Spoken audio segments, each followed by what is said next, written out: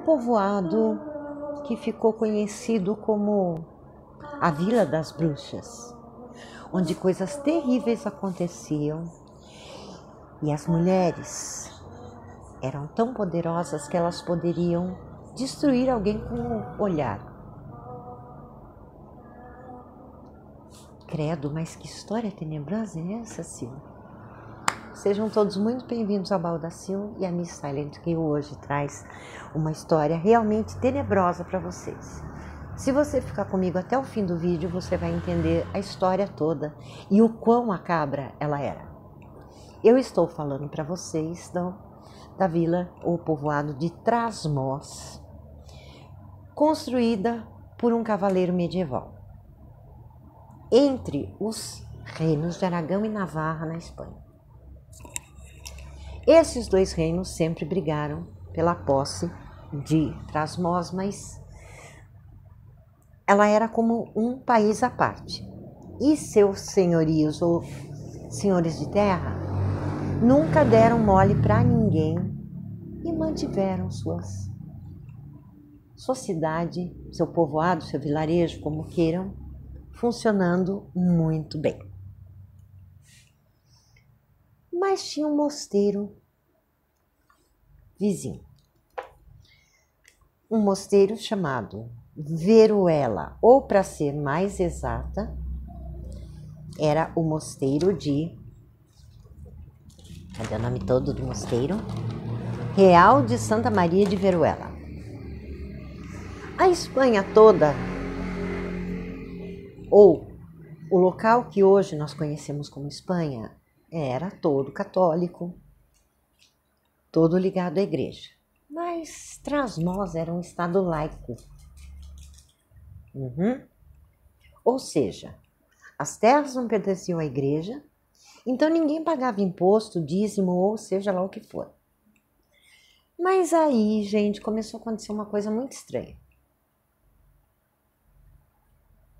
Umas tragédias, porque pessoas que se atiravam ou eram empurradas dos desfiladeiros. A suposta bruxa, que se chamava Tia Casca, foi linchada. E muita coisa estranha começou a acontecer, doenças, peste, tudo mais que você possa imaginar. Claro, tem gente fazendo bruxaria. E é claro, sempre sobrava para as mulheres. Eram elas que tinham parte com o capiroto.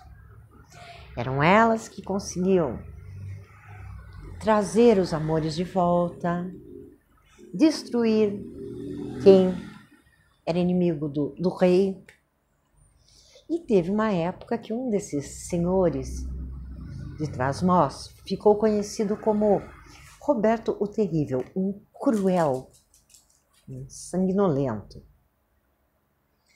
que torturava até o fim os seus desafetos ou quem lhe desagradava.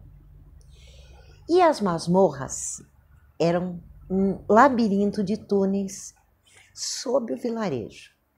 Então, de repente, teve aquele ponto assim que a população... o que está acontecendo?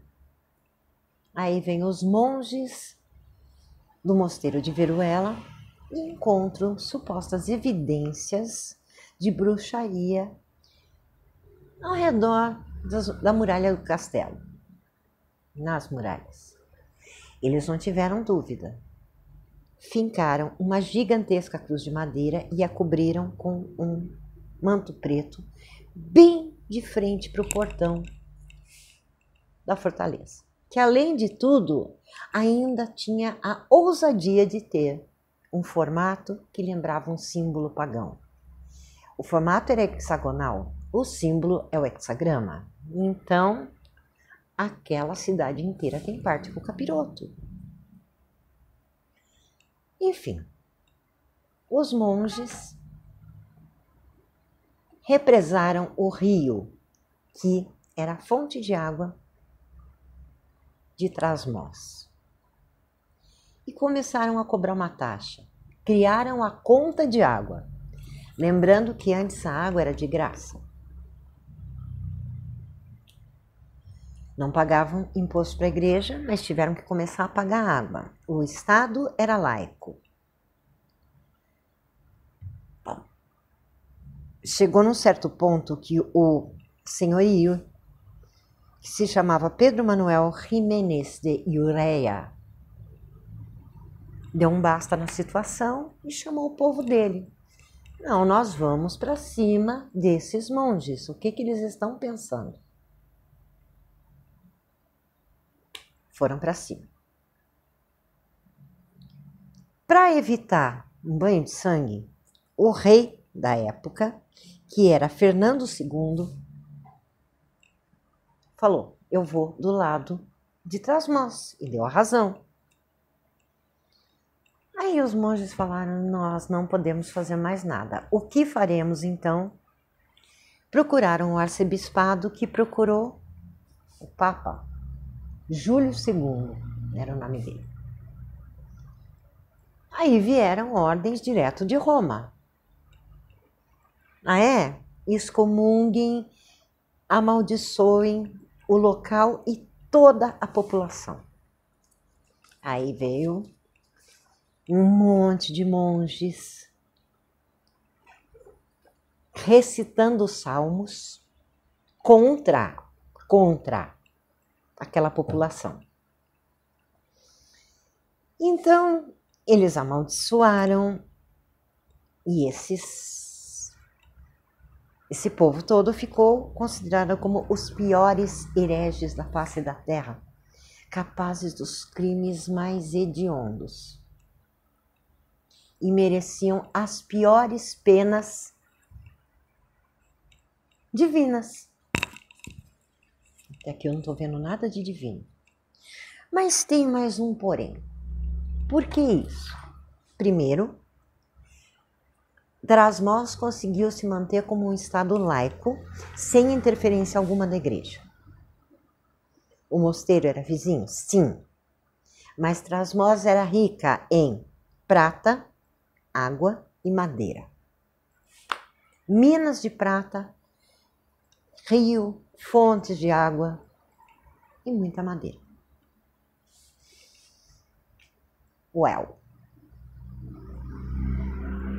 Com a maldição e a excomunhão, que até então não tinha acontecido em lugar nenhum, muita gente resolveu ir embora.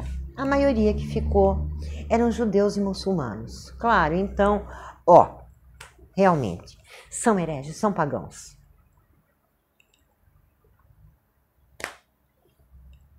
Mas tudo isso não foi por bruxaria ou seja lá o que for.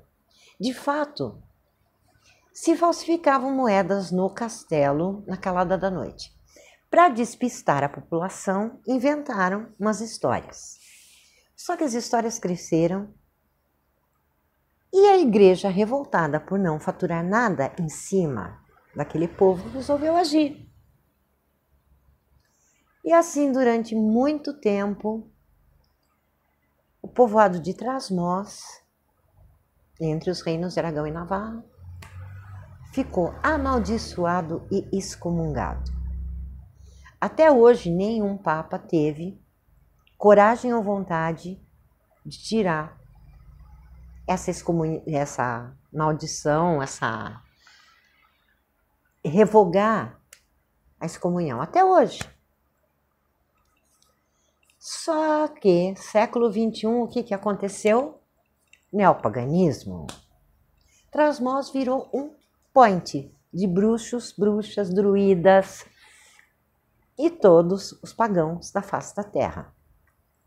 Eles viajam lá, existe uma feira pagã que, além de venda de produtos, de poções e tudo mais que você possa imaginar, de ervas, tem encenação das lendas. E Trás-Moz, que chegou a ter apenas 50 habitantes, se reergueu. O comércio que tinha afundado voltou. Aí eu pergunto para vocês, como é que eles vão com essa maldição excomunhão. Vão muito bem, obrigada. Eles precisam que seja retirado? Não. Então aí você vê que até hoje a maioria dos bruxos, das bruxas, eram pessoas que conheciam as ervas. E eles eram uma pedra no sapato da igreja, que não lucrava com eles, e dos médicos também, né? Porque geralmente a pessoa vendia a erva, ganhava seu dinheirinho, eram parteiras, eram benzedeiras, eram curandeiras. E é assim que a coisa foi, gente. Bom, eu espero que vocês tenham gostado. Se você gostou, não se esqueça, deixa o seu like, compartilha nas suas redes sociais para ajudar o canal a crescer. Não esqueça de curtir, sempre verifique se você continua inscrito no canal, porque a plataforma aqui de vez em quando desinscreve. E você dá o like, tiram, tá bom? Até o próximo vídeo.